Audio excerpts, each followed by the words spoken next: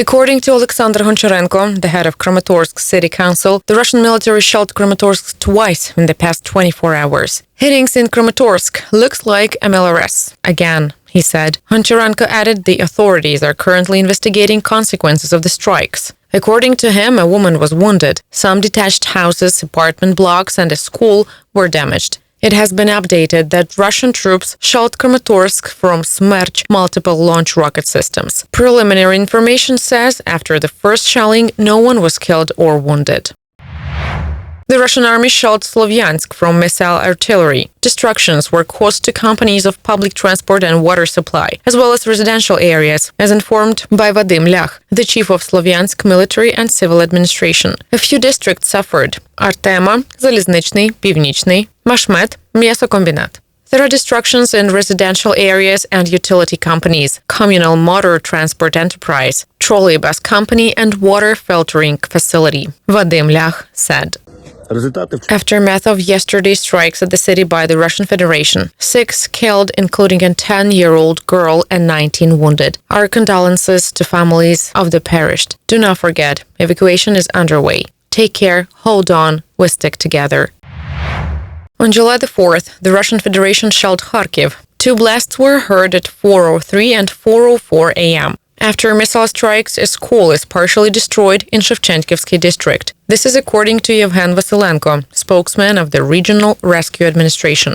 A 3-story school building is partially destroyed. Rescuers are working on cleaning the debris of concrete structures' remains, slabs, and other building materials. As we know by now, there were 2 hittings. The educational facility had no people inside. The police will identify the rocket type, said Vasilenko.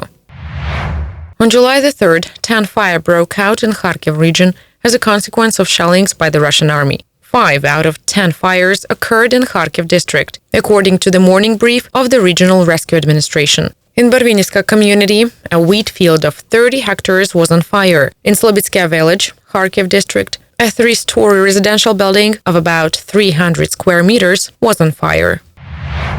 After tough fighting against the Russian military formations, the Ukrainian armed forces retreated from the city of Lysychansk, LUHANSK region. The military emphasized that they need relevant weapons to withstand Russia efficiently. This is what the General Staff of the Ukrainian Armed Forces said. After heavy fighting for Lysychansk, the Ukraine Defense Forces were forced to withdraw from their occupied positions and lines, the statement says. The General Staff pointed out that Russia was able to focus the forces that significantly outnumbered the Ukrainian ones. Under conditions of the Russian occupation troops, superiority in artillery, aviation, MLRS, ammunition and personnel, our continuing defense of the city would lead to fatal consequences. A retreat decision was taken to save lives of the Ukrainian defenders, the military explained. The General Staff stressed that Ukraine will keep fighting against the Russian invaders and needs relevant weapons. 3 people suffered injuries due to strikes on Atynske psychoneurological facility in Bilopilya district by the Russian forces. The patients were rushed to hospital. This was stated in the evening of July the 3rd by Dmytro Zhivetsky, the head of Sumy Regional Military Administration. Within 1 day, the Russians fired over 230 mortar shells and munitions of various calibers at Sumy region. 5 territorial communities suffered damages. Pavlo Serhienko is 24 years old. He comes from a dynasty of farmers. He says that he had at the farm located in Vasilivka district 6 months ago. My grandfather did it, then my father did it. He died 6 months ago from the coronavirus, and now I'm doing it. He says that the first time the farm was shelled was on March the 6th with Grad multiple rocket launchers. There were about 13 projectile landings on the territory. This is one of them, which got into the warehouse with spare parts. Spare parts for tractors, harvesters, trucks are stored here. Pipes, belts, hoses, etc. A number of spare parts were simply destroyed. The farm is shelled almost every day, 70 times in the past week alone. Mostly it's mortars, right? Mostly yes, or howitzers, or sometimes even airplanes flew and shelled. This spring, it was possible to sow 400 hectares of sunflowers and 300 hectares of peas in February. Most of the plots are on the demarcation line, says Pavlo Serhienko.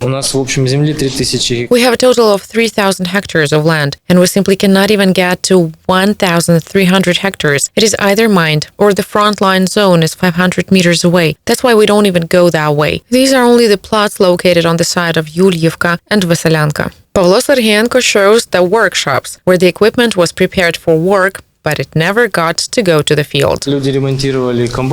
People repaired harvesters, tractors, seeders. Everything that was available was repaired. 2 trailers were parked here during the shelling. All the vehicle bodies were broken by debris. The tires were blown out. Oil leaked from the cylinders. 10 cows and 15 pigs were also killed by shell fragments. How many livestock animals do you have now? Approximately 100, 96 to 97 heads of cattle and approximately 150 heads of pigs. We don't herd cows now. We have them in the corral because it is very dangerous to let them out. Several cows were cut with fragments. Therefore, we're now trying to let them out only before lunch. And the ratio of milk changes every day. As a rule, it has halved. The farm suffered losses of 300 million hryvnias. According to Pavlo Serhienko, this amount is increasing every day. It hurts to come out here and remember. I just see as if my mother is lying here. 15-year-old Diana is going to the backyard of her own house for the first time since March the 30th. A psychologist is next to her. Before the retreat, Russian troops fired at Kyinka from Hrad multiple rocket launchers. 2 shells flew into this yard. Shrapnel injured Diana's mother and grandfather.